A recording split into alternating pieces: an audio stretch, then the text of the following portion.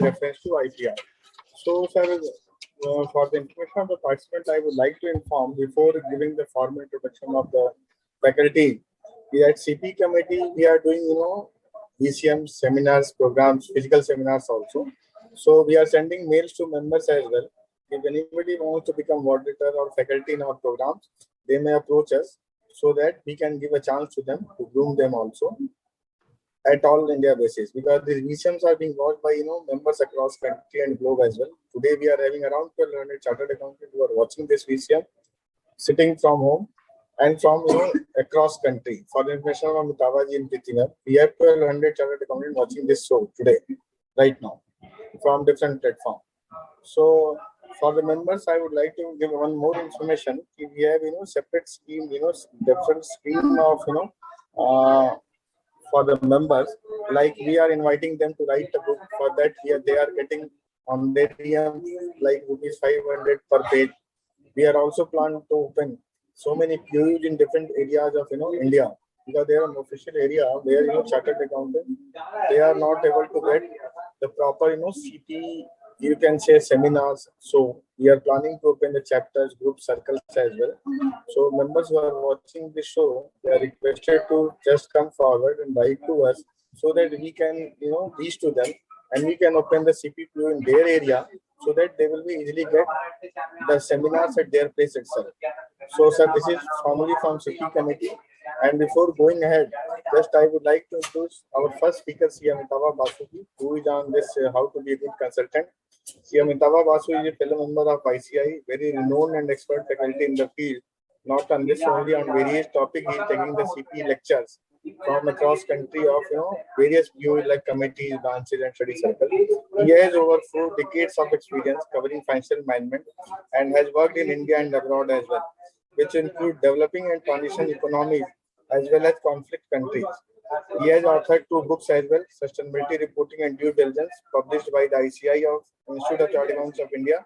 His articles have also been published in several national and international professional academic journals. He is a member of various professional associations, currently co-chair working group on sub-national government of the International Film School and Institute of Administration headquartered at Brussels, Belgium. He has been in academics and was a faculty at Xavier Labor Relations Institute, Jamshedpur, in Finance and Control stream for the PDM course. So I don't think he need to be introduced here, because he is having so much vast experience and taken so many lectures in various seminars of ICI. Members are knowing very well to Amitavaji. So just I would like to introduce Advocate PPG also today. She has obtained BASc Honors in Applied Science, specializing in food technology from University of Delhi, and MSc in Biotechnology and LLB from University of Rajasthan. She did entrepreneurship course from Indian School of Business, sponsored by Goldman Sachs, 10,000 Women Entrepreneurs Initiatives. She is certified mediator for commercial disputes and negotiator in India. Currently, she is working towards launching Innovation Hub in domestic and national level. She is a passion about technology, law, and business on a global scale. She was invited by China government also for China International Big Data Expo 2018. She is active in international technology arena and recently participated in the 4th Annual Asia Pacific Spectrum Management Conference and Invert Summit on the Information Society WSIS Forum, Geneva. So we are lucky to have these 2 faculty today, Amitava Basuji and Advocate PPG, on today's session. So, sir, Amitavaji, now I would like to, for the information of Amitavaji and Priti ma'am, maybe our chairman, vice chairman may join at any time as per its convenience. So accordingly, they will be giving their address also for the participant if they are joining. So that will be dynamic. Anyway, sir, we are going to start the first session, and I will request Amitava Basuji to share his knowledge how to be good consultant. Welcome, Amitava. Okay. Thank you, Ajit ji. Thank you for your kind words and giving me an opportunity to participate in this session. I will just share with you, and please bear with me if the slide is not coming on the full screen, because I'm not that very much tech savvy, or something is wrong with my system. And I hope you can at least see the part of the slide. Perfect, sir. Thank you. So the topic assigned to me is how to be a good consultant. And to cover this area, the presentation agenda that I have is what is consultancy, first of all, and what is the consultancy process, the subject matter expertise that is required, the soft skill requirements, and then how to initiate the consulting practice and then come to the conclusion. Friends, an obvious question that can come to your mind is that when we are discussing how to be a good consultant, why am I starting with introduction to consulting and consulting process? Well, friends, long back, perhaps in my teens, I remember having watched an English movie, Sound of Music. And in that movie, there were a number of songs, but the couplet of one particular song registered in mind almost permanently. And that is, nothing comes from nothing and nothing ever could. So I thought that before I proceed to what are the attributes to be a good consultant, it is better to also lay the foundation about what the consultancy is all about, including the consulting process. Having said that, let me move on that what is actually the consulting? Well, consultancy engagement, it implies that there is one who is the consultant providing expert advice to an organization on a particular domain or a subject and in consideration of professional fees. So there are two aspects to this consulting. One, it is an expert advice on a particular subject. And I repeat, expert advice on a particular subject or a particular domain area, which could be in terms of project management, which could be in terms of capital structuring, or which could be in terms of training and various other areas, and in consideration of a professional fee. So these are the two aspects, and I will revert to both these aspects as I proceed during this presentation. So far as we as chartered accountants are concerned, our expertise lies in different fields of accounting, costing, financial management, financial planning and structuring, direct and indirect taxation, financial reporting, statutory compliances, and another area which is in the public-private partnership structuring. So these are the areas of expertise, but one must remember that an individual or a firm will not necessarily have all the expertise in these areas of accounting, costing, finance, taxation, indirect and direct, etc. Because expertise is a specialization, and therefore the expertise is only in particular domain areas. Though as a firm, you can have number of multidisciplinary, multi-specialization.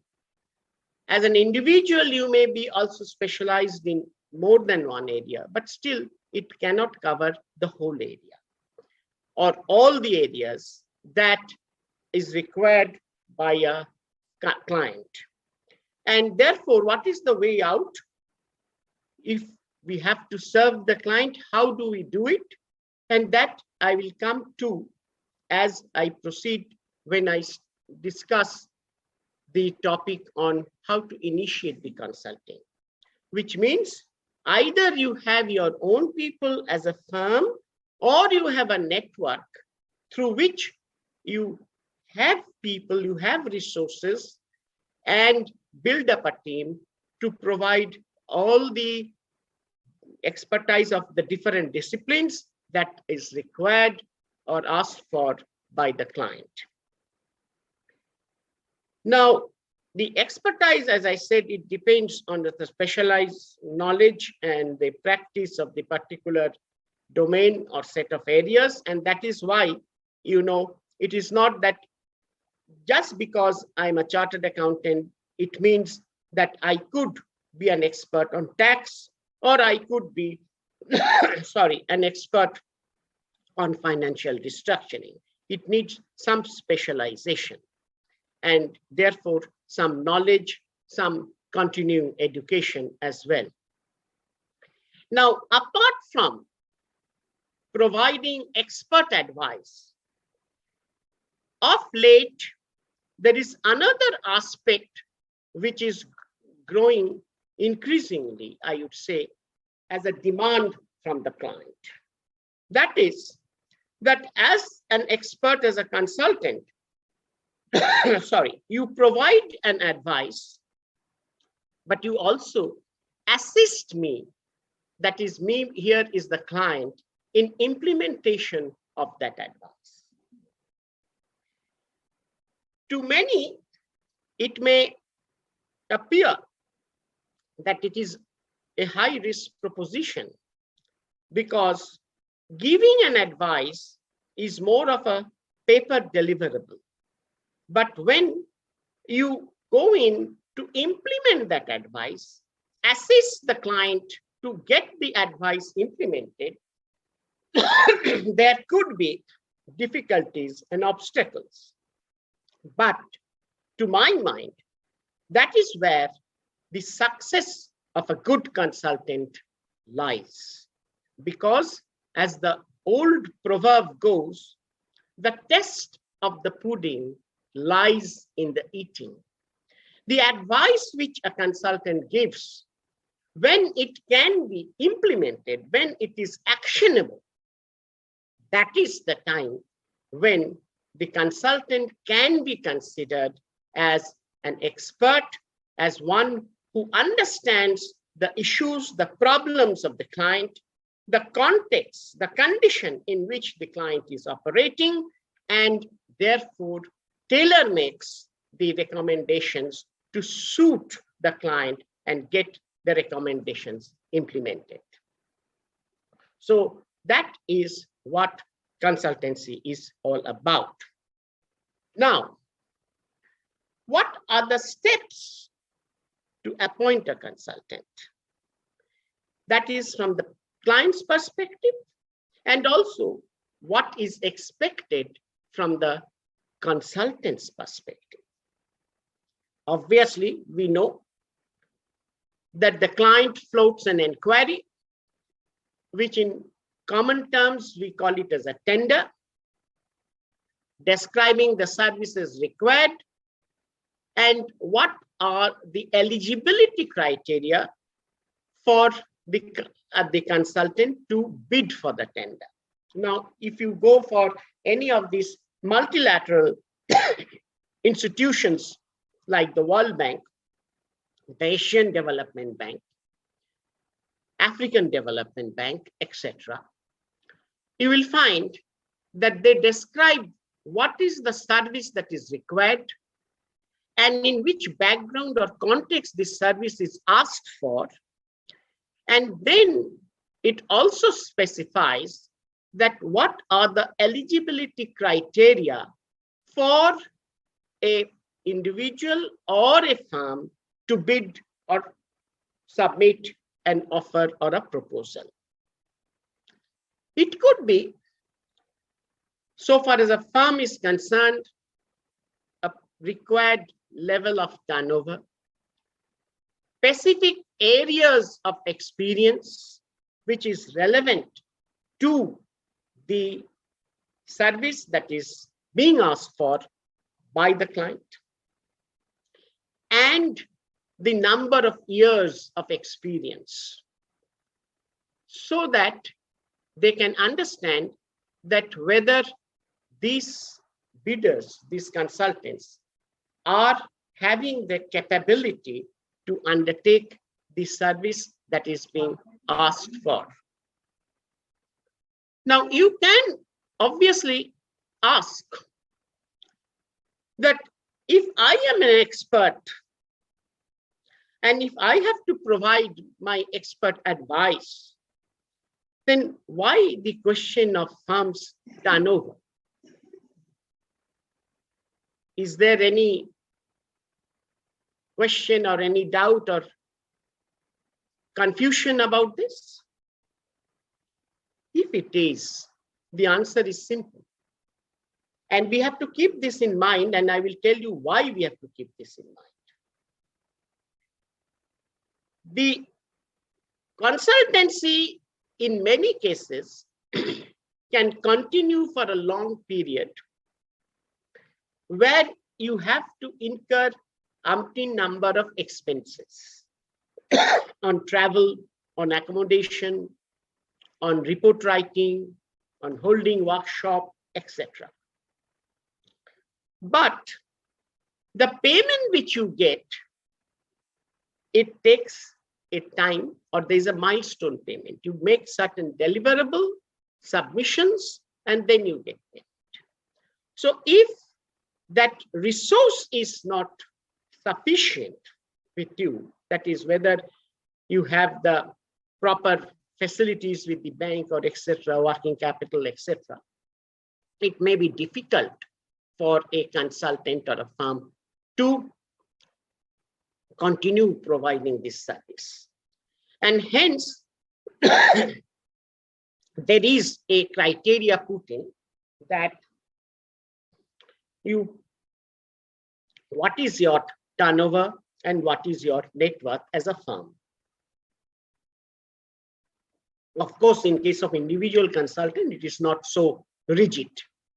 Apart from that, the other criteria are very simple, which is your qualification. The qualification and the expertise obviously needs to match. For example, because I am a chartered accountant, I cannot necessarily qualify to be a professor or faculty in mathematics.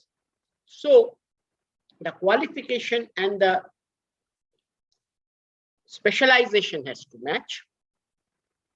The work experience should be such that it shows, demonstrates that the experiences are building up that specialization or has built up that specialization. If you have continuously worked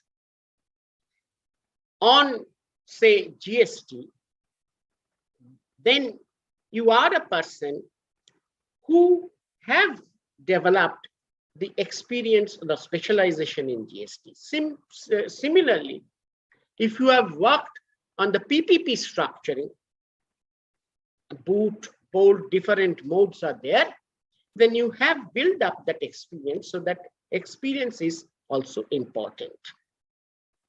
Once this inquiry is floated, in response to that inquiry, the consultants submit what is called proposals. In common terms, common language, we can refer it to as bids. Okay. Now, when submitting this proposal, there are two parts of it. The first part is called the technical proposal. The technical proposal means that who are you? I will describe that in my next slide, but in brief, I'm saying that what is the organization or who is the individual? What is qualification? What are the experiences? And what is the understanding of the client's requirement from whatever is mentioned in the inquiry, which we call the terms of reference, that is the brief. Like you give a brief to the lawyer or to the barrister about your case, about your suit. Similarly, the client in the inquiry has a section called the terms of reference, which describes what is the service required. Okay, what is that he's actually intending for, looking for. It could be that he's looking for some process improvement in the financial area. It could be he's looking for some costing of the products, or setting up, if it's a government organization, local government, of tariff for electricity or water, whatever its service serves. So you have to understand, you have to read that what is the requirement of the client and express your understanding, so that the client also, after reading your proposal, can make out that whether you have really understood his issue or you are still vague or confused. And then, of course, your work experience, etc. And how you want to carry out the work, which is called the methodology you want to follow. And then, of course, the work plan and the people who are to be deployed. And that is the technical proposal. The other part, and here I want to bring back to my first slides, one of the key points. I said expert service in consideration of professional fees. And therefore, the second part of the proposal is called the financial proposal, meaning what is the cost, what is the fees that you will charge for the services. And we will discuss that later in detail, because that is also important to know to be a good consultant, because a good consultant does not mean that you just deliver expert advice and get nothing in return, because that is not the purpose for which the consultancy's practice is for. So technical proposal, financial proposal. If there is any issue in this, please let me know and I will explain and clarify that once again. Once the proposal is submitted, the client evaluates the proposal, and the first proposal which is evaluated is the technical proposal. So these are two usually separate proposals in separate sealed covers. And the reason is that one who is technically qualified, that who has the relevant experience, qualification, and who has understood the client's issues, is or are to be considered. Okay. Otherwise, if you have both the technical and the financial, it becomes a bit of a jumbling up. It is these technical proposals which are opened by the client, evaluated based on certain predetermined criteria. I'm not going into those details because that is another subject on consulting. And then those who are considered technically competent, capable, they are shortlisted. And of course, for that, based on the markings of the predetermined criteria, there is a threshold mark which have to be obtained by the consultant to be qualified technically. So that once you obtain, you are technically qualified and shortlisted. And it is those shortlisted who are technically qualified whose financial proposals are opened. And then you have two ways of selecting. One, that whoever is the lowest quote, who has quoted the lowest, gets it. in which case the assumption is that all who have qualified technically are equal, and one who has quoted the lowest for the service to be provided is the right candidate and therefore selected. The other is QCBS, which is that a certain percentage of the evaluation, say 70% or 80%, is given to the quality aspect, and certain percentage, that is the balance, if it is 70, then 30%, if it is 80, then 20%, is given to the financial code, and the two together are merged, combined, and then it is decided that who gets selected. And I'm not going into the detail. If required, I will come back to that, because it is, again, as I said, is another dimension or topic of the consulting, because we are now discussing as to how to be a good consultant. We just know what are the parameters for the evaluation, for the selection, and then how we'll respond. I will connect this when I proceed with the other slides. Now, the point here is that I mentioned that the selection is either lowest score or quality cum cost, QCBS, because there was at a time earlier when there was also only on technical basis. Whoever is technically qualified and quoted within the budget that the client has is given the job. But nowadays, that criteria is not so much in vogue, and the main criteria today is the QCBS, both for the government, the non-government, and for the multilateral institutions. So that is the main criteria. And once you are selected, then it is the contract execution. So what is important here, therefore, is to be a good consultant, that reading and understanding the inquiry, especially in regard to what is the service required, that I said is described in the terms of reference, that is very important.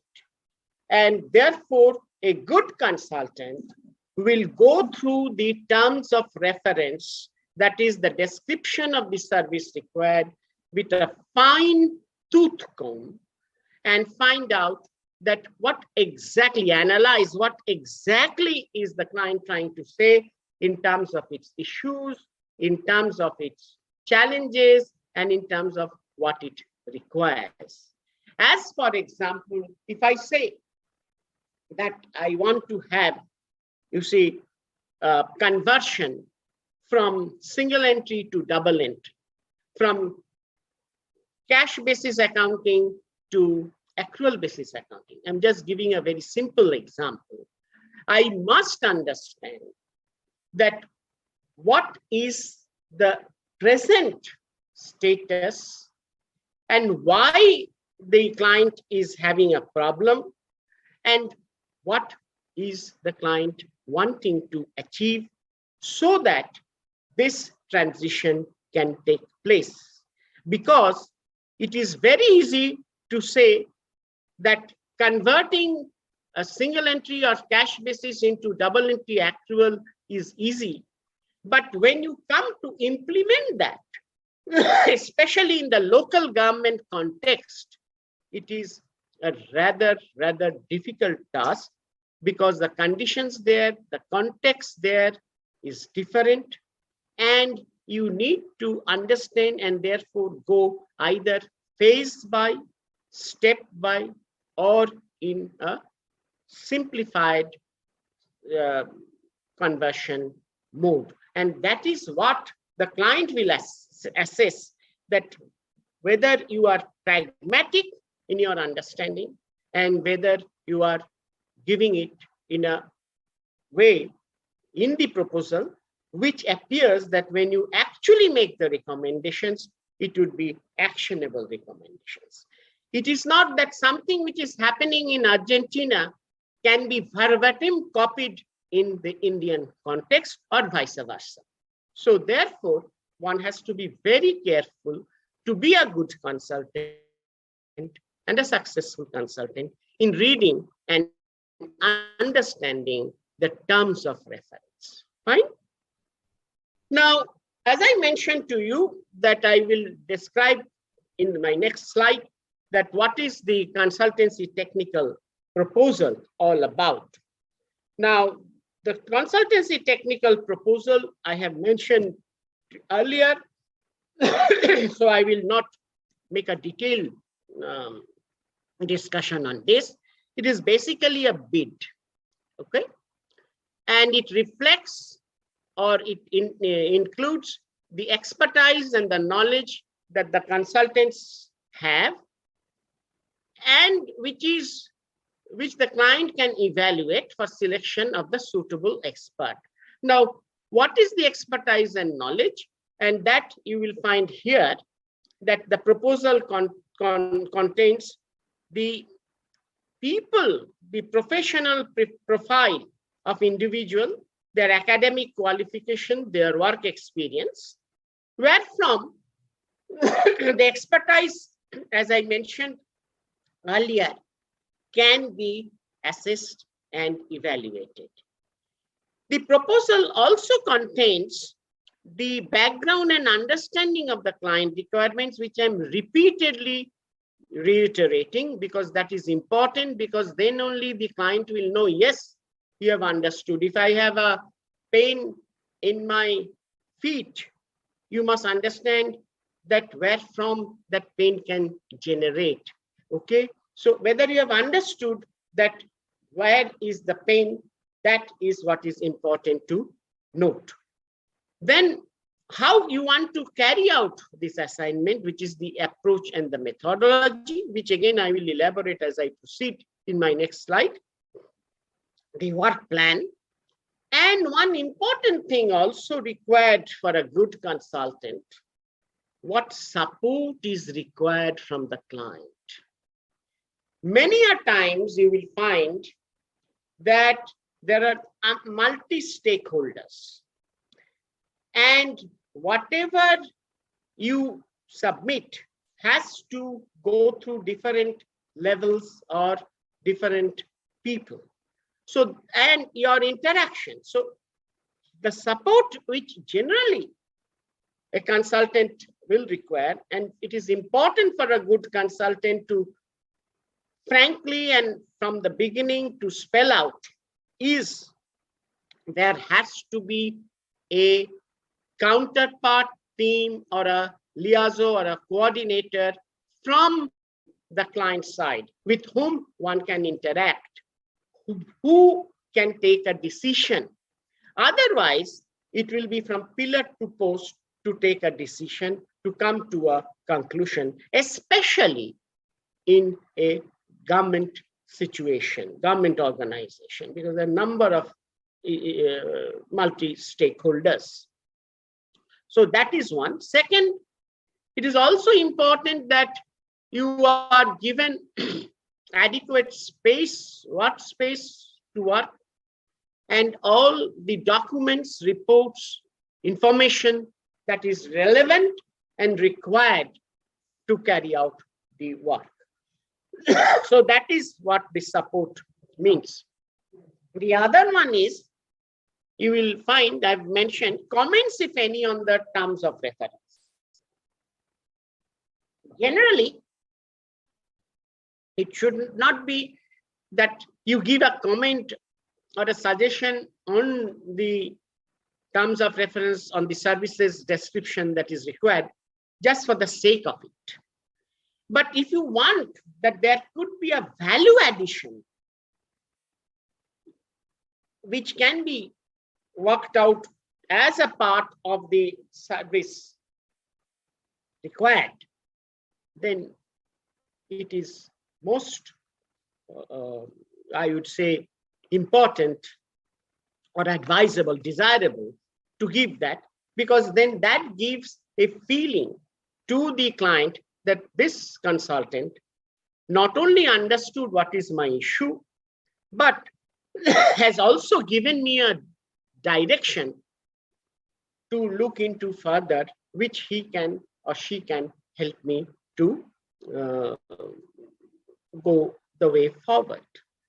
So you can give some suggestions or comments on the terms of reference.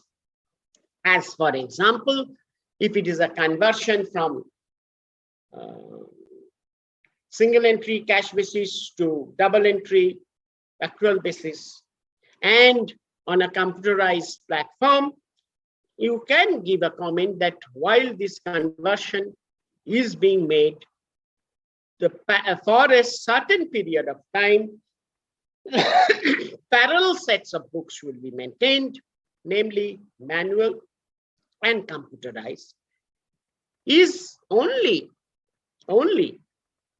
to see that the transition happens seamlessly, to help the client staff to understand and to see how the two systems reconcile and match, and which eases out the transition and obviates any problems or challenges which can have if you just eliminate the previous system and start off from day one with the new system. For a certain period, you can have the parallels, both the systems parallelly running. And last, of course, is the fees and the payment terms. Okay, that is also important to be a good consultant, to spell out and remove all confusions and doubts and ambiguities right from the beginning, so that you don't land up to any sort of dispute or any sort of confusion in the later stage. Having said that, let me now go into one aspect, which is the consulting cost. As I ended in my previous slide, but one point which I want to make is that please note that these fees and payment terms would not form a part of the consultancy technical proposal. The fees and the payment terms will form a separate proposal, as I mentioned earlier, which is called the financial proposal. So I'm sorry that this has come under the broad caption of consultancy technical proposal. Actually, it is a separate proposal, which is a financial proposal. The rest is all the technical proposal. Now, what is the costing? And here also, a good consultant has to know that he must not, or he or she must not bleed out. The consultant must not bleed out. Whatever cost incurred, they must recover, and there has to be a margin. Usually, the cost is segregated into two parts. One is the professional fees, which is your salary, or which is your rates, charges. There's a social overhead, which is such as contribution to the provident fund, medical insurance, leave travel, etc. And there is also an office overhead, which is in terms of the office rent, electricity charge, etc. Now, on the basis of the salary, total salary, say of a firm, you find out what is the percentage of social overhead, which is these types of expenses, and apply that to those people whom you want to deploy in the assignment. Similarly, for office overhead, on the total salary of the firm, salary cost of the firm, you find out what is the office overhead and apply the percentage of that to the salaries of those individuals whom you are deploying, experts. And then that comes to your professional fees. Of course, if it is some outsourced individual or organization, there will be a lump sum charge which you have to pay to them. And there your social overhead and office overhead will not come. But one important point which is required to be kept in mind, that on top of this, you must have a GST. That is important, which is 18% so far as the consultancy is concerned as of now. And then you add a margin, and the margin generally is not on the GST, but taking the salary, the social overhead, office overhead, and then there's a margin, and then you have a GST. The out-of-pocket expenses is the reimbursable expenses, so to say. A good consultant would make profit on the professional fees and not on the out-of-pocket expenses. That should be something which I have incurred, I'm being reimbursed, and I'm not making any profit on the expenses. Because a good consultant will do the profit or the margin on his or her fees, professional fees, not on his or her expenses. Okay, and that includes travel. If you are in Delhi and you have a work in Mumbai, your travel air costs, airfare, or rail, whatever it is, local conveyance that is within this city, say if it's Mumbai is the work site, then your car hire or taxi hire, accommodation when you are on the site, per diem during the stay on site, that is for your food, your laundry, your mobile calls, etc. Communication, stationery, workshop and training, and miscellaneous expenses for which you have to estimate your cost for the project, and that is the total cost. So it is the professional fees plus out-of-pocket expenses, and of course, there's a GST element. I hope I'm clear. If not, please put on the chat box. I will go through and then I will respond. Now, let us see what is the consulting process. Consulting process, we can by and large generalize into 3 stages or steps. The first is study, the second is suggest, the third is support. Study means what is the existing scenario? Where is the problem? What is the problem? There will be multiple people saying multiple things, but you have to take out the milk from out of the water. That why is the root cause of the problem. And analyze. And once you do that, then you identify and discuss with the client. Discuss and get his views so that both can come to a consensus, because many a times it may happen that either as a consultant you may have overlooked a particular aspect which the client might point out, or otherwise the client may have overlooked something which you have pointed out, and therefore that interaction is required to diagnose and identify the issue. Once you have diagnosed and identified the issue, then comes the question of suggestion, recommendation. What are the options? There could be number of options, and you weigh that which in the particular client context is the best. It may differ from client to client depending on the staff capability, the working conditions, the resources, and therefore your suggestion has to be tailor-made. I remember once working with a particular client, the client remarked, first see the ground, the soil, and then you tell me what seed I should sow so that I get the right crop. So that is very important for a consultant, a good consultant, to understand that amongst the various options, which one could work well, and whether the recommendations could be phased out so that actionable, actions can be taken in phases over a period of time to reach the ultimate goal which both the consultant and the client wants.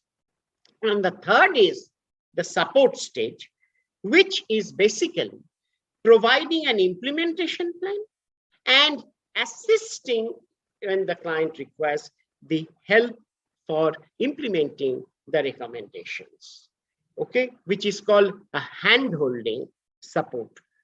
And there are umpteen instances which, if we have a longer time, some days, we can give case examples to illustrate how that can be worked out. So that is the process. Now we will come, since we are reaching also to the end of my time limit, that what the process all is about, I've discussed here. Study and evaluate the existing situation, analyze the cause for the current state of affairs, why it is so, how it has happened. Is it through discontinuance of a particular practice, or is it through a large amount of business which was not so earlier, and the system which is there, structure which is there, is not sufficient to cope with that? What are the options to address these issues and challenges? As I told you, best option in the given context, and then suggest the steps for improvement, provide support in terms of implementation, and at each stage, a good consultant will engage the stakeholders that who really matters in improving the system, that is the client and the client staff, because unless it is they who are involved, unless it is they who find that, yes, we will benefit, unless it is they who are engaged, the recommendations cannot be fully actionable, and therefore your suggestions cannot work. So engaging the stakeholders throughout the consulting process, through discussions, through interactions, through consensus buildings, okay, is very important for a good consultant. Now, having described this part of it about consulting, let me now come to that what is required. What are the attributes required to be a good consultant? One is expert knowledge in the area in which you want to provide consultancy. And please remember that the client hires a consultant because the client believes that the consultant has more expertise, has more knowledge than the client, or the client lacks, the resources, the capability, the time for solving his problem. So that is why an expert it requires.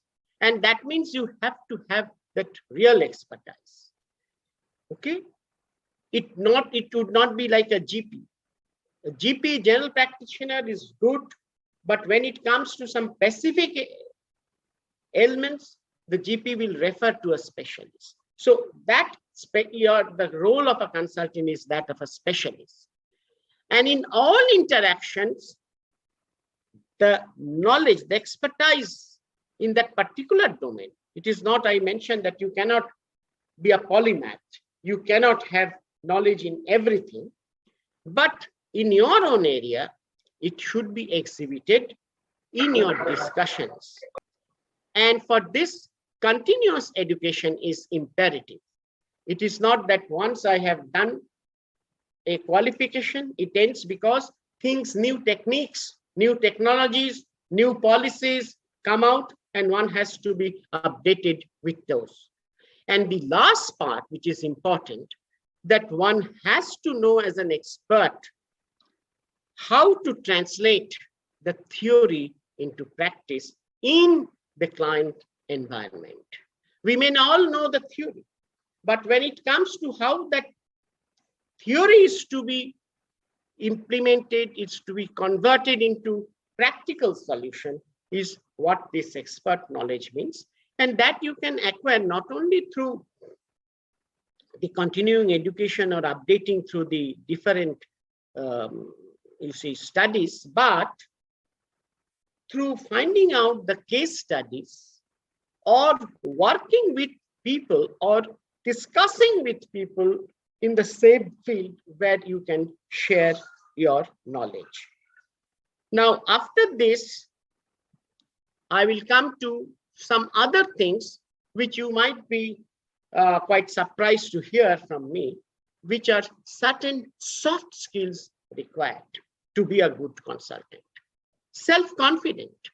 When meeting the client, you should have the confidence in yourself of the area in which you are considered an expert, and therefore speak with authority, not fumble, not be confused. And that means that when you are discussing with the client, whatever be the matters, particularly sensitive matters, be confident and don't be, unclear, ambiguous in your response, because then that gives a feeling to the client that whether this person will be able to really resolve my issue or not. So confidence is required. But when you have confidence, that does not mean that you have to be arrogant. It means firmness where you are correct, but humbleness where required. Please remember that the client or the client staff has been going through and working through the system of theirs for years, and they are more conversant about the system than you. And therefore, you need to understand them. You need to respect their views and then assimilate and see that what is actually which they are missing out and causing the problem. But you have to be humble and not arrogant, but firm. The other point is you have to be a good listener. Do not interrupt as and when somebody is coming out, because if you interrupt or if you are not attentive, then you may miss out some very important or subtle point which the client is expressing or the client staff is expressing. And so you need to have relevant and open-ended questions asked, discussions with the client and the client staff. And you require good communication skill, both oral and written. That is very, very important, so that the understanding is clear of what you are saying, what you are meaning to the client. You must understand that this communication skill is important at different levels, because when a teacher is teaching at a kindergarten level and when a teacher is teaching at a postgraduate level, the communication levels are different. So when you are dealing with one category or level of staff, and when you are dealing with the top management, your communication skills should be such that it is clear to that level what you are saying, what you are meaning, what you want to say. So that is important, and it is a difficult attribute to cultivate, but it needs to be cultivated very well to be a good consultant. And you need to be a team player. It is Team India which won the World Cup. It is the Team India which made India the world champions. So it is the collaboration and not working in silos which makes the consulting team a good consulting team. Now I come to the last part, and I hope I will be able to meet my time stipulations. That is to start consulting. Having said what is the consulting, what is the process, what is the way of selection, what are the main attributes, expertise and the soft skills required. If I want to start consulting, determine what area you want to work. As I said, that is not that in all areas we are experts. What is your specialized skills? Identify where you need to strengthen or fill in the gap, technical gap. And then take some courses, take some studies, and as Ajit ji mentioned, ICI is offering many of these courses, and you fulfill that. The second is that evaluate your soft skill, and very important, communication, oral and written, and to be a good listener, which are required to be done. Once you do this, the other factors is that map what is your goal, what you want to attain over a period of time, and then look for collaborations where you lack expertise or you want to do marketing. One is LinkedIn connections. The other is join trade and industry associations, say, for example, PhD Chamber of Commerce or others, where you can align with your target markets and areas of specialization and expertise. Finally, the talisman is all done. Your engagement will not be successful if the client does not feel a sense of trust from you. That yes, it is you who understood, it is you who gave the solution, and it is you who helped the actions. And this is the ability to calm the concerns and show the value for the money being paid. So to build that up, if consulting is an area that you are interested, no matter whatever is the discipline, it is a people-driven business, and you have to develop through interactions, through your communications, through your report writing, and your exercise of analytical mind, that trust building with the client, which will not only give you a good name, but will give you repeat clients and also references. So with that, friends, I conclude here. Thank you for your kind listening to my monologue, and any question, please feel free and I will definitely answer. Thank you very much, sir. Basically, I was seeing that we have got very good feedback for the session. So, meanwhile, I would request Mr. Jay from technical team just to post the questions. Acha. So the things are very much clear. So we can see there are no questions. In fact, even I was listening, throughout the session. So what I can say today, you are not only, as a speaker participated. In fact, we have shared the experience you are having of 4 decades. Sir. So today, I have in fact learned a lot from you. And as a participant, I am sure all the participants, they have got very good, learning knowledge today. So thank you very much, Amitabh sir, for joining us and enlightening us for the topic that how to be a good consultant. So thank you from our side, sir. And now I would like to request Preeti ma'am. Thank you, sir. Thank you very much, sir. So I would I'll like just to request one request. Thank yes, you, sir. Ajit. Sure, sir. But if there Sure, is any question, just send it to me, and I will definitely respond and send it back to you so that you can share with the participants. Sure, sir. Sure, sir. Thank you very much, sir. And now I would request Preeti ji to come and take the session on AI in blockchain with reference to intellectual property rights. Welcome, Preeti ji. At the outset, thank you so much for the session, Ajit ji. Amitabh ji, it was really nice hearing you out, and definitely I believe that stakeholders cannot work in silos anymore. We have to collaborate, and why I say so, I work with United Nations in different capacity as a pro bono worker, and I especially work with Sustainable Goal number 17, which is SGD goal.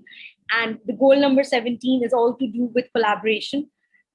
We are living in the internet world, Web 3.0, artificial intelligence, blockchain. This is very real, where technology and commerce have come to work in collaboration. So is my presentation visible on the screen? Can I start now? Yes, ma'am, it's visible. It's visible now. Very well visible. Okay, great. Okay, fine, perfect. So today I have been told to talk on a topic which is very, very close to my heart. I have been working in artificial intelligence and blockchains since 2007. I'm also an Indian patent agent, cleared the exam way back in the year 2006, where internet was attaining a new momentum. And I like to keep it, the presentation very interactive. I would be asking questions, and I would like the participants to use this moment to ask questions so that it's a holistic way of learning together. And I would be talking about artificial intelligence and blockchain, but participation from everyone is highly appreciable. So the topic would have Ma'am, been... Preeti ma'am, excuse me, just I would like to inform that participants are, on different platform of ITI TV. So whatever the questions you will asking, just give 5 minutes for that question, and just you continue on the topic. Then you can get back after 5 minutes, and our technical team, Mr. Jay, will inform you what are the answer of those questions, because they will be giving on chat board. Okay. So just Okay. give some time. Okay, so I'll ask those questions, and when we get those questions and the answers from the audience, then I can answer those questions also. So Correct, we will keep it very interactive. Welcome to the world of AI. AI, we are sitting through this communication network of what we are doing right now. Is a peer-to-peer node. I think there is a sound. Okay, now the sound is okay. Fine, perfect. So let's understand artificial intelligence. Let's understand how this communication network, which is communicating and which is putting the data in a world where the data is shared by zillion of people. I have been told that 2,000 people are listening to this presentation through different platforms. So that is also a form of blockchain, which is public in nature. So let's deep dive into the whole concept. And as I said, ask questions, because when you ask questions, that is when you the neurons or the brain cells work, and that's how you become a good consultant. Because to be a good consultant, you have to be a good listener also, and be active in participation. And the stage has been set right by Basu sir, where he talked about the soft skills, where he talked about what a consultant brings to the table. So in continuation with that, let's deep dive into artificial intelligence and intellectual property rights per se, and how the landscape can change in terms of increasing the GDP of the country, in terms of increasing the bandwidth of understanding technology in a new way. Because for the very first time in so many years, science, commerce, internet, business, everything are cohabiting. And when we say cohabitat, that is when you share those knowledges, those nodes, and you become a better version of yourself. Because to be a good consultant, you have to work and be a better version on a daily basis. And the technological landscape, which is AI or artificial intelligence, which is in play, will definitely deploy you to be your better version. Now, why I say so that artificial intelligence is everywhere. This project of artificial intelligence, or what is known as AI, was executed in the year 1956 by John McCarthy, and this was an experiment. Now, artificial intelligence came into play. However, there was no data. Now, why I say so that what is data and how is data, we will be hearing this out in and out, and understanding how data becomes big data and how big data can be utilized to solve those massive problems. I would request everyone to look into Sustainable Development Goals by United Nations. There are 17 Sustainable Development Goals. Some are to deal with poverty, hunger. I personally work with Sustainable Goal number 17, which is to break the silos and facilitate human capacity building. So let's go to the second slide. Okay.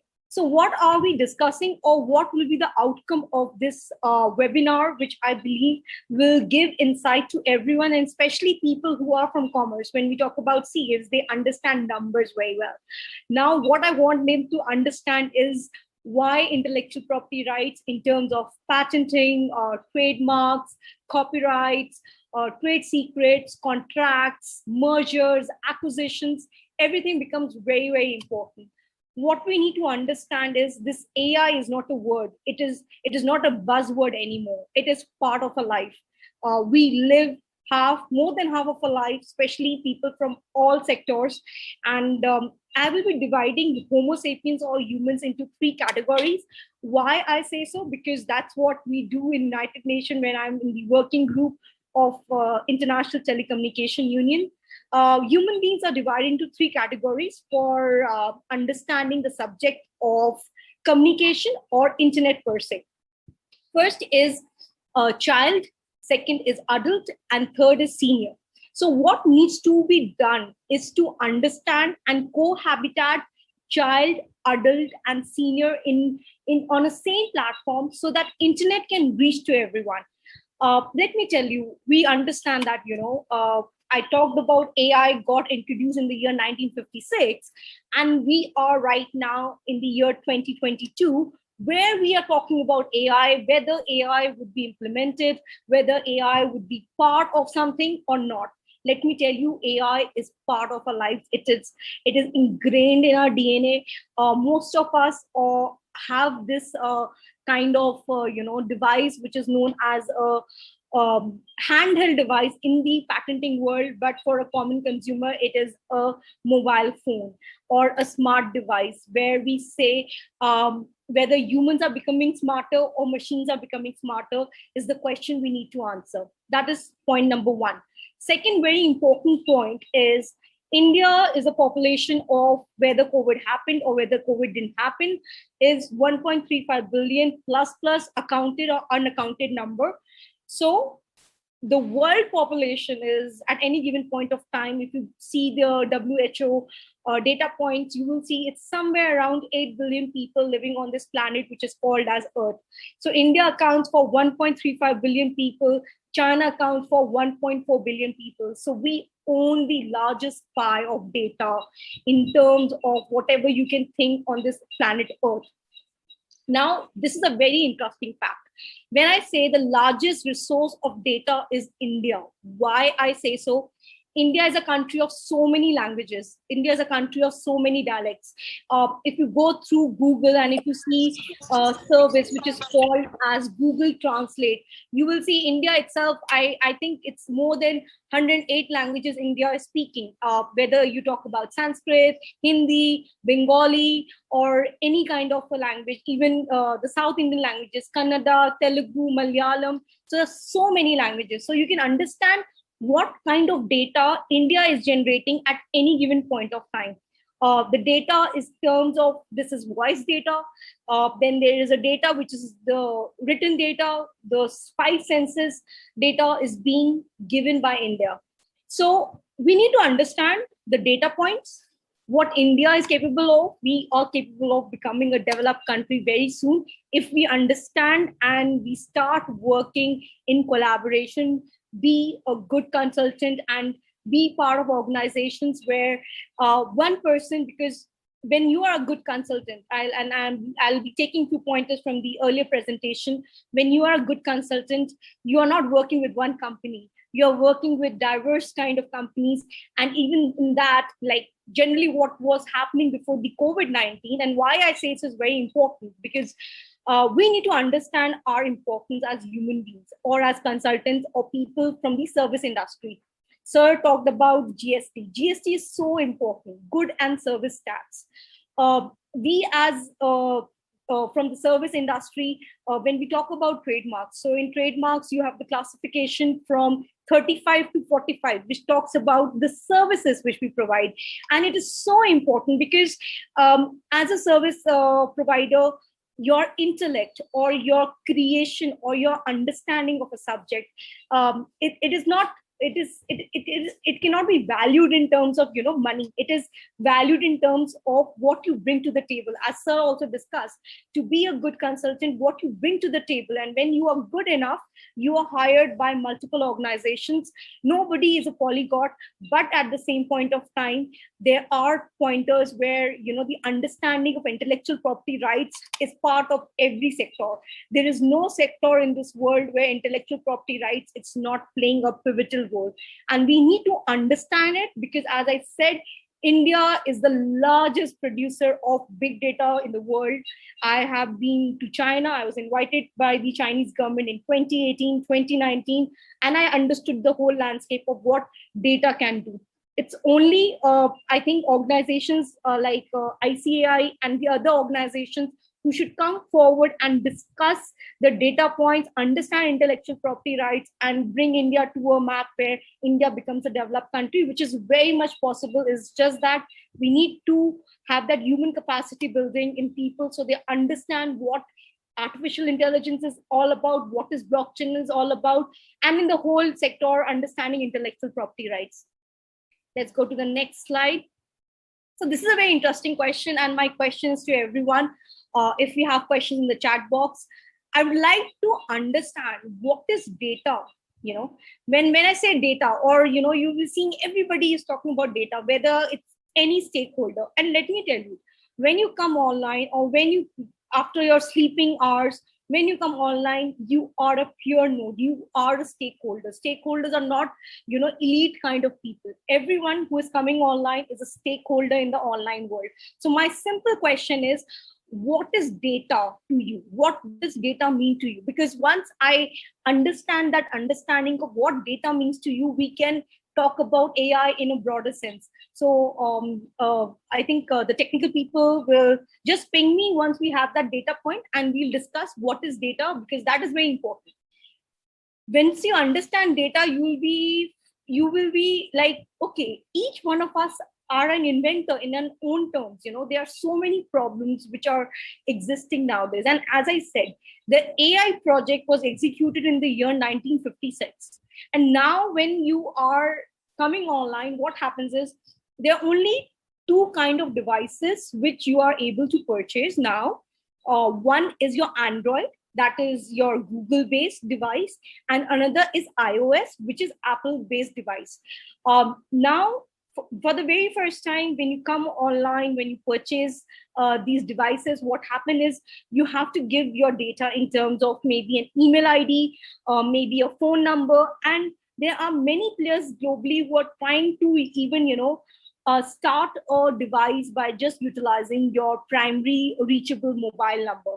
So you need to understand, once you buy this device, which is a mobile phone, you need to provide your basic data. And once you provide your basic data, and let's talk about Android for that matter, because Android is all to do with Google.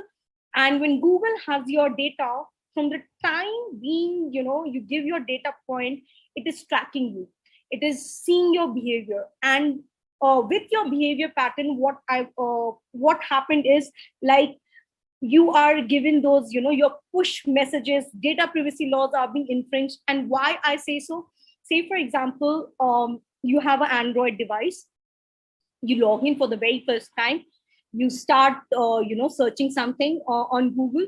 So Google recognizes your behavior, your pattern, your behaviors, and then you are pushed notification through different platforms. There's something called as a social life in the online world. So what is this social life all about? Are you active on Facebook? Are you active on Instagram? Are you active on Twitter? There are zillion social medias in the online world. And if I talk about a platform which is much more, useful for the service industry, is LinkedIn. LinkedIn is a very good resource. They have their free database, they have their paid customers. So you need to understand whether you are a consumer or a creator. Now, why I say so, I think I haven't received any questions for what is data, but I'm presuming that those questions will come. I think I get some. Okay, there's a chat. Data is a group of information. Okay, so very rightly said that data is a group of information. Now that information is whether when you see a certain, article, or you read something, or you put it in the category of news, it's like, are you consuming the data? Are you a consumer or you are a creator? Now, this CC has to be understood in a very, open fashion way. And why I say so, because you will be surprised to know, because from the data which we provide to these online providers, they are utilizing it to build new products, and they are utilizing it big time. And from those products, they are, maneuvering the human intellect to a next level altogether. But once we understand that, once you are, reading the data points, you're understanding the data points, are you consuming it or you're creating out of it? Now, what is creation from the data is your understanding, and then you only consume what is required rather than being a part of the story of what is written in the online world. Why I say so, because you must be able to appreciate the fact, like people say, there's WhatsApp news.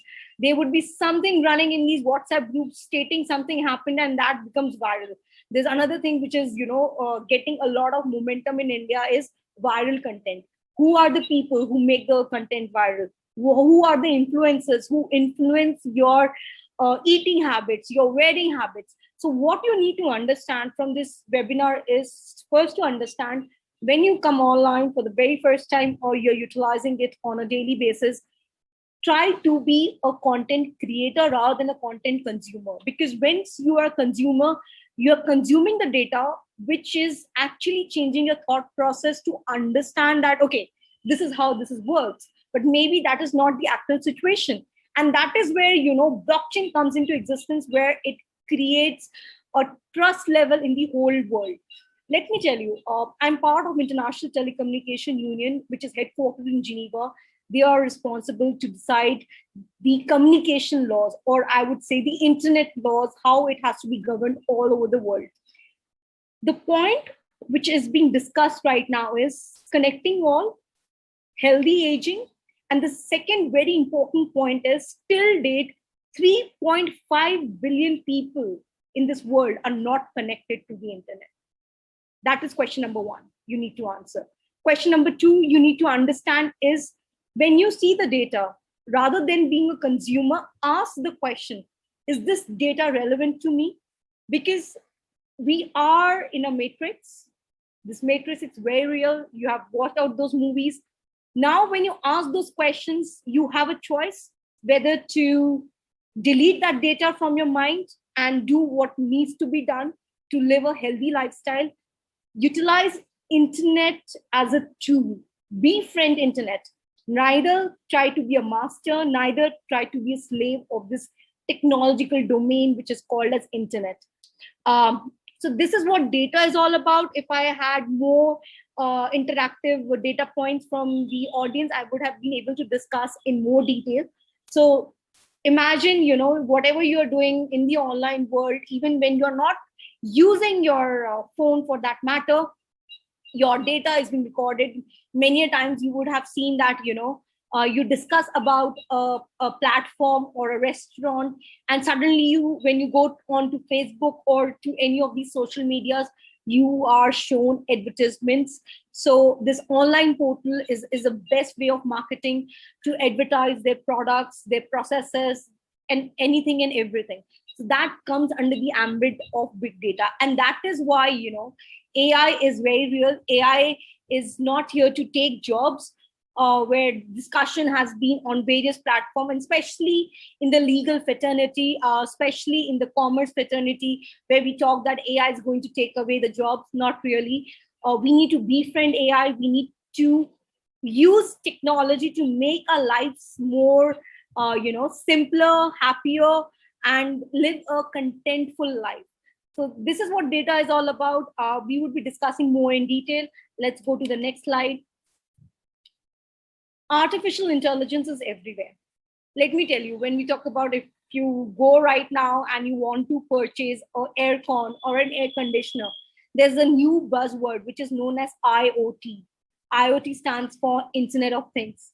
That means all the technologies, they have a chip which is responsible for communication between the devices. When you can communicate between the devices, you are creating a linkage. So AI is everywhere. Gone are those days where most of the conferences were talking about what will happen when AI will come into existence. So let me tell you, that bubble has burst. AI is everywhere. Big data is everywhere. It is up to you how you utilize the data points and you build a new solution which is helpful to make your life a purposeful life. I think each individual is different, and to be a good consultant, you need to understand the data points very well. You need to understand the pain points very well. You need to understand the leaky pipeline in a business model. And as a good consultant, you should be able to minimize the leaky pipelines. Many times it's not possible to, when there's a leaky pipeline, there are zillion things which need to be done to close that pipeline. So what comes into picture is something called as HACCP. HACCP is basically hazard analysis, critical control points. It's a very known term in the food beverage industry. I come from a background where I did my graduation in applied science honors, and I specialized in food technology. I worked as a food microbiologist in ITC Moyer Sheraton. And there, we used to take these swab samples and whatnot, the samples which are now taken in the COVID-19 situation. We were doing that way back in the year 2004. So what I need to say here, and what I want to pan out here, is to understand ISO 56000. ISO 56000, nobody talks about in India. It's a term which is prevalent right now in Malaysia. Malaysia, which is a neighboring country, they have a lot of intellectual property rights in terms of the patenting landscape. And why I say so, because I'm an international patent trainer. I have written more than 500 patent applications which have been filed globally, and have worked for companies, for Fortune 100 companies. And what the pain point right now is not to work in silos, but to work in synchronicity, do the licensing agreements, and cross-license the technologies, the data points, the brands, and everything. And I will be discussing that if I have that time today. But the point to be noted here is the HACCP. The second very important point is ISO 56000. How to achieve ISO 56000 in India is the question the stakeholders need to answer. Okay, so let's just get back to the basic right now. Artificial intelligence is a discipline of computer science that is aimed at developing machines and systems can carry out tasks which require human intelligence, which is limited or with human intervention and without human intervention. So as I said, I'll pan out artificial intelligence into two major ethos. What is the main context of understanding is when you eat food, that is your input data, and how the body processes is the processing modules. And after the processes, whatever processing has been done by the machine in the computing language of algorithms, that is the output data. And output data in terms of intellectual property rights, it can be inventions, it can be creative works, which is under copyright, it can be industrial design, which is basically the way something looks like. This cover of a handheld device is an industrial design. And then we have trademarks. In trademarks, a very famous trademark can be Kingfisher logo, which was utilized as an asset to take a loan. So what you can foresee in times to come, and which is a reality in foreign countries, still India is picking up on that, is how intellectual property rights can be used as an asset to take loans from these financial institutions, which are called banking institutions, or any financial institution for that matter, which includes NBFC also. Okay, very simple, because many people are from the commerce background. To understand the whole landscape, I have made it very simple for everybody to understand that artificial intelligence is all to do with machine learning. Machine learning is a kind of a computing device, and there are only two types of learning in a machine learning. One is supervised learning and second is unsupervised learning. In supervised learning, what happens is whatever data points are provided, there is human intervention. The human is always, putting the data sets. Say, for example, I'll give an example of my name only. My name is Pretty Khastigir. My family name is Khastigir. So Khastigir is a learning algorithm. It's a data set. That is the clan. So we are providing that data set. So I have an example here. Let's see.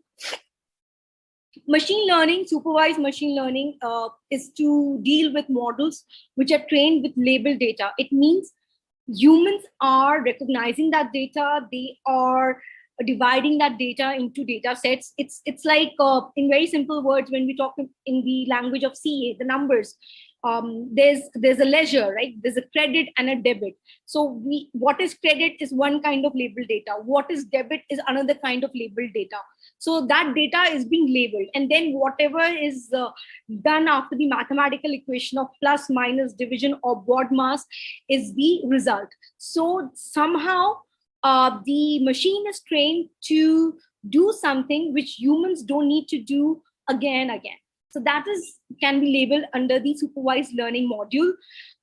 In supervised learning module, you need to find the mapping functions.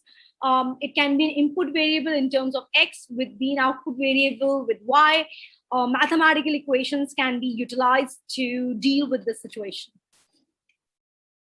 Okay, so this is a very interesting data set. I was called by the China government both in the year 2018 and 2019.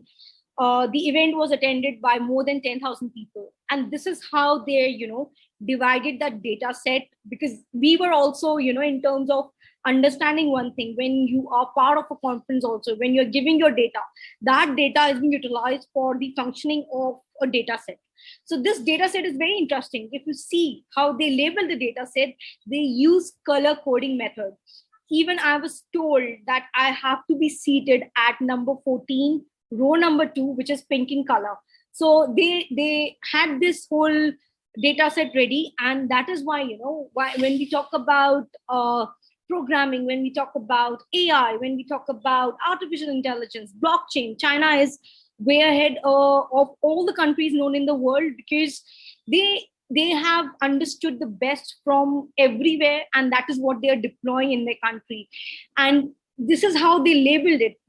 How many of us have ever seen this kind of arrangement in an Indian ethos, where you're called for a conference and you're provided a data code set where it states that you have to sit on this table or this, the least we would have seen this play card with our name written on a table where 4 people can sit. You can select your own table, but here you're not even selecting it. You are already being told to sit at a particular seat number which has been coded, and they divided 10,000 people on what parameters, I don't know, but this is how it was done in China in 2018. So machine learning methods in which models are trained using labeled data.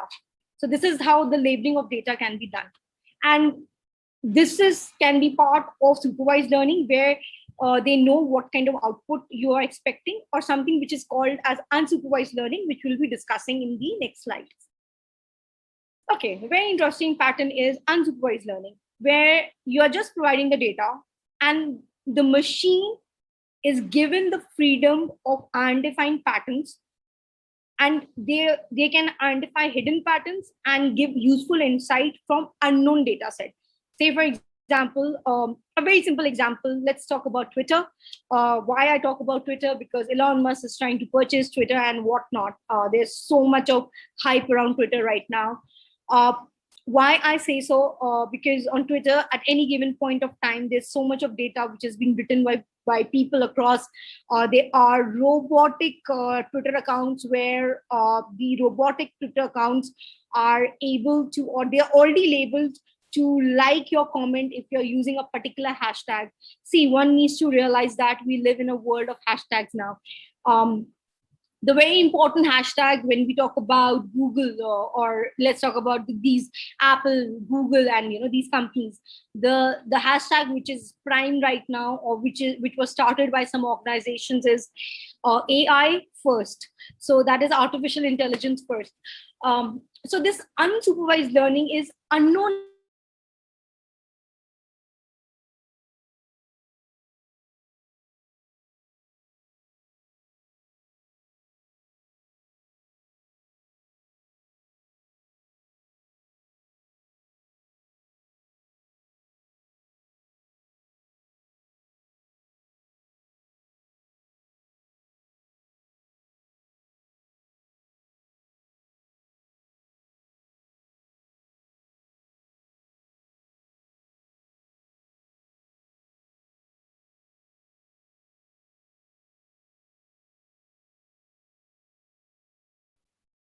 Okay, am I audible right now?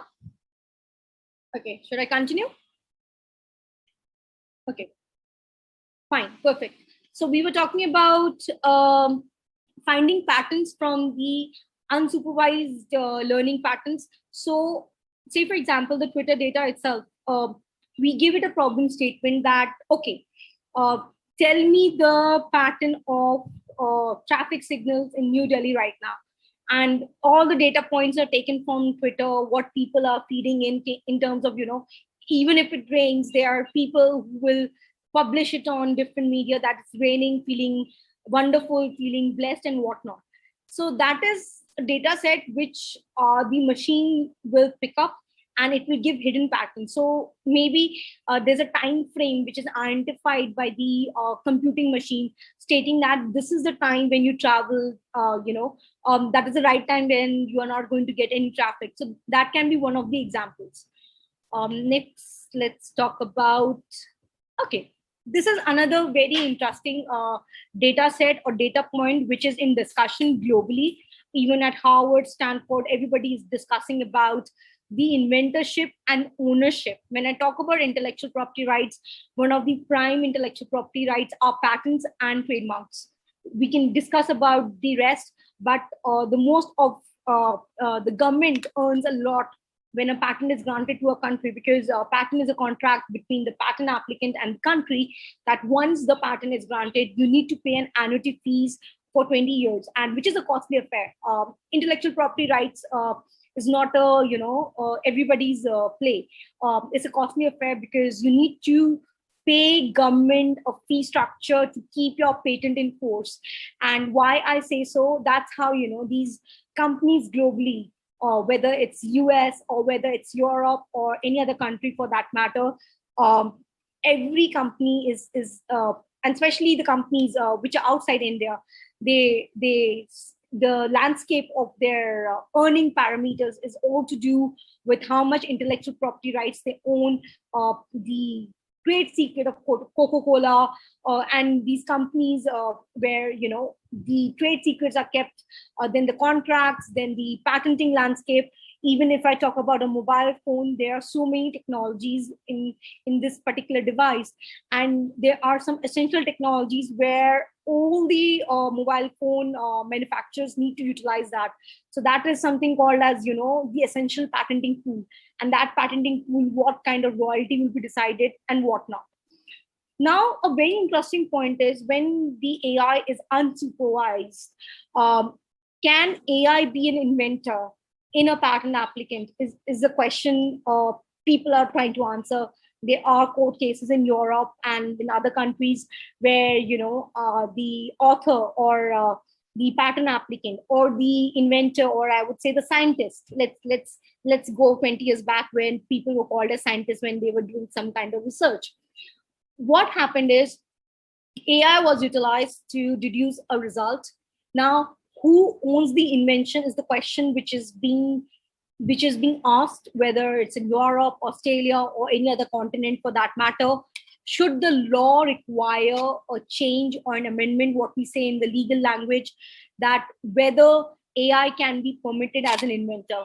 Now, just coming back to the Indian landscape of the Indian Patent Act 1970, we all know, or people who are from this legal and the commerce background, they understand what is a BEAR Act.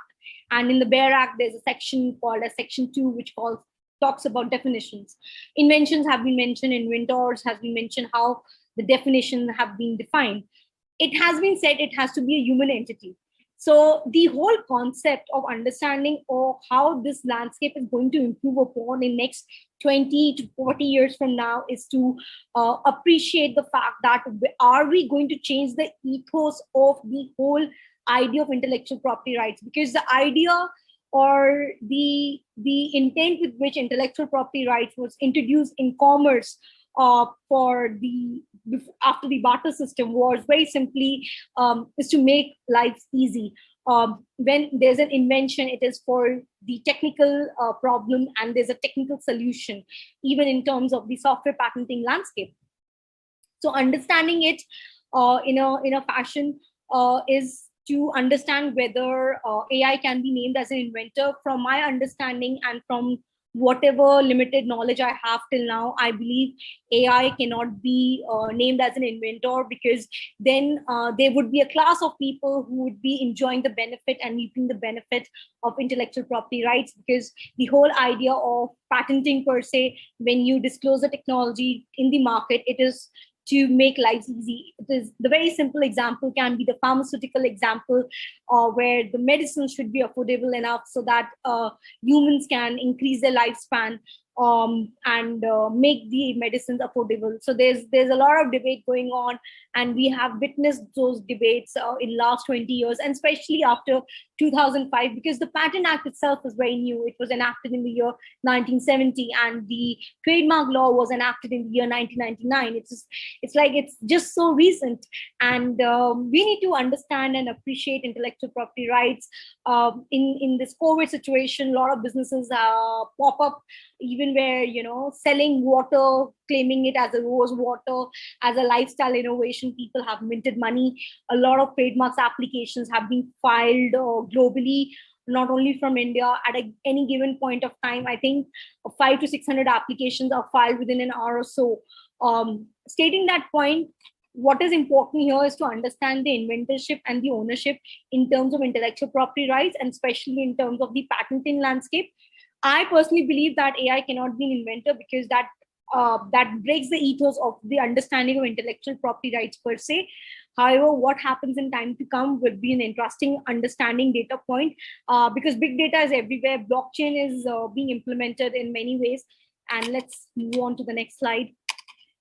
Okay, I'll just go through this. Would a system of deposit? Okay, this is very interesting point. Why I say so, I have been training patent examiners globally, not only India, because the prime body for intellectual property rights under the aegis of United Nations is WIPO, that is World Intellectual Property Organization, headquartered in Geneva. And in the lockdown, I trained the patent examiners globally in AI, that is artificial intelligence and blockchain. So there's something called as, when there's a technology which includes microorganisms, we need to give their sequence, the DNA sequence. So DNA sequence is ATGC, so we need to provide that sequence. So what we had proposed, and I'm a big advocator of it, till now this is not being in practice, but I think it should be mandatory, because then it makes more sense when we talk about data related patent applications, is what kind of data set the company is actually undertaking to develop an invention. Because the invention per se is a technical problem has been solved, but if we don't have that data set in the public domain on what technical data they had actually solved that problem, that will I think that's a question the stakeholders need to answer. It is not compulsory right now. People are filing patent applications in AI and blockchain, just stating that it's a blockchain or an AI application, and nobody is telling the source of the data source in terms of the data set which are being utilized. So I think cloud server, there's an opportunity here for a new business to emerge, where I see that data sets should be disclosed, and then only a patent application should be granted to anyone, whether it's a small player or a big player or the universities. I think it's important for people to know what kind of data was utilized to solve that particular problem. Should the human expertise used to select the data to train the algorithm? Yes, I am a firm believer, and my answer is yes. If you have any question, participants, happy to answer. But I think data sets should be disclosed so that people are able to utilize that data set to understand the problems and able to solve something else also out of it. Going to the next slide. AI and copyrights. I think copyrights becomes very important, especially in this given scenario of NFTs, which are called as non-fungible tokens. So if a human creator is required, who are the different parties involved in creating AI assisted work, and how should the creator be determined? There are many situations where you can utilize AIs for even drawing a sketch. In that case, who should be the author or the owner of the AI? I think the inventors or the scientists who are involved in making this programmable per se, I think the author or the creator has to be those scientists. Again, we cannot take that power from the human beings and give it to the machines, because once we start giving power to the machines, what will happen is there will be few companies, just like Google, Apple, and Alibaba, for that matter. When we talk about China, is that the monopoly will go to and shift to one direction, and the governments won't be able to keep a check on this. And that is the reason, there's something called as GDPR in Europe. India is still grappling through this. There's so much of discussion. There are so many papers on the table where we are trying to solve the problem, but we are still beating around the bush. Okay. Are current IP rights, privacy laws, unfair competition, similar protection regimes sufficient to protect the data, or IP policy consider the creation of new rights? I think this is a boiling question. We have been in discussion. Google have been penalized. And a very important thing which came into India in existence is whenever Google or companies like Google, where data privacy was an issue, the reply statement before the honorable court, or whether it's the High Court or the Supreme Court of India, it was like, the servers are not in India. They called something as cloud servers. They are outside the boundary of Indian ecosystem, Indian ethos. And that was the reason, they said that we are not liable to reply back to those answers. So now what is being done, a very good thing has come into picture, is VPN, where you need to maintain the data for 5 years, and the government can ask for that data point, how that data is being transferred from the subscriber and the customer. So one needs to understand the difference between a subscriber and a customer also in that case. Blockchain. Now, what is blockchain doing? Blockchain facilitates the capture of key data points, and it reduces the transaction cost. People like, or the institutions like the financial institutions, for that matter, on the NBFC. So the blockchain, we don't need these third party to take care of that transaction, or in simple words, when there's remittance between two countries, or remittance of a service between two countries, there's something called a SWIFT code. So through this blockchain technology, there would be a time in which we will witness where you can transfer money through the blockchain without the third intermediary, such as SWIFT code or that intermediary body. Blockchain is answer to the current massive problems, and finding right answer is the key. Blockchain is all to do with trust. So it is basically a database. Blockchain, in very, very simple words, is a secured distributed database which is permanent and tamper-proof in terms of data. And data, in very simplest language of a computing language, when you go to the binary, is all to do with 0 and 1s. It's everything is in 0 and 1s, and it's permanent, and it cannot be leaked. So there's something called as public ledger and something called as private ledger. The basic features is it is decentralized. It is where people agree to a point, because in a public ledger, if any change is happening, which is called as proof of concept, which is a mathematical equation which needs to be solved, that data point will go to the other nodes also. And once they say yes, that is only a time, the blockchain exercise gets executed. The records are immutable and encrypted. Next, application is for your own digital identity, timestamping. It can be used in the court of law, fraud prevention, tokenization, traceabilities, and smart contracts. This is an example of a patent application which is utilizing AI and blockchain.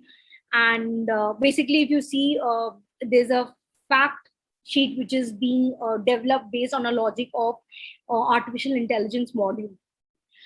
Generating the computing device, a blockchain link for a blockchain. The blockchain link certifies the artificial intelligence fun fact, or fact sheet for that matter. And then the data is transmitted. So there's the database where the data is retrieved. And once the data is retrieved, it is certified through an algorithm which is AI based. to a polarity, it means to multiple computing devices at any given point of time. This is very interesting. I'll just read through it. The computing device generates a blockchain link for a blockchain. The blockchain link certifies the artificial intelligence. Fun fact, which is a fact sheet. The computing device transmits the blockchain link certifying the AI fact sheet to other computing devices. So there are multiple computing devices which are working together. This is an example of what I wanted to share is kind of labeling of the data sheet. If you see, it is an attestation kind of a module, which is validating based on the criteria of time of creation and time of expiry. So this can be very well validated or understood in terms of how the share market works. Like if you are into option tradings, like Thursday is the time, where you are dumping your the script which you purchased of determining what's going to be the value on that particular date. So that can be utilized. Then this is something blockchain enabled intelligent architecture with AI. This is another application which is saying that it is providing IoT, that is Internet of Things. So it can be a refrigerator, it can be your television, it can be your air conditioner or the aircon, how they're synchronized to solve that problem. Thank you so much for listening out. Any questions, happy to answer. Over to you, sir.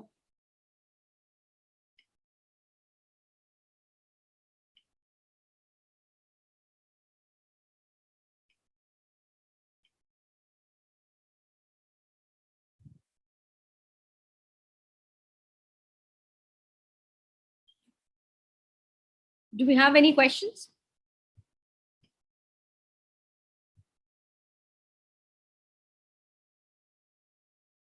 So to wrap it up, my simple submission here or my simple understanding would be for everyone is when you are coming online on a daily basis, just try and understand that being a content consumer or your content creator, if you start asking these pointers to yourself, you'll be able to handle the communication in a better manner. And as Sir Basu said, talked about not to work in silos, we have to cohabitat. And to be a good consultant, it means you would be, if you are your better version of whatever services or whatever intellectual resolutions or solutions you're providing, you have a lot of scope in not only in one domain, multiple domains, because everything is to understand the intellectual property right in terms of what you're bringing on the table. I think that's the question you need to answer, and take technology as a friend rather than understanding it as a slave or a master concept. This I'll end my session. PT ma'am, Poonam this side from CPE committee. Hi. Hello ma'am. Thank you for this wonderful session on AI and blockchain technology with reference to IPR. I request, I guess the questions are there in your chat box. If you can see them. Okay. So basically what I see in the chat box is the definition of big data. And I think now understanding data is, I think everybody has an understanding of what data is. Data is chunk of information which you are provided in the online world or in the offline world. Offline world can be, the newspapers or the discussion which you have with your peers. What I would like to say, and what I learned from China, from my experience of visiting their big data event, was they are labeling the data. They are utilizing machine learning, but they're utilizing machine learning under the supervised learning.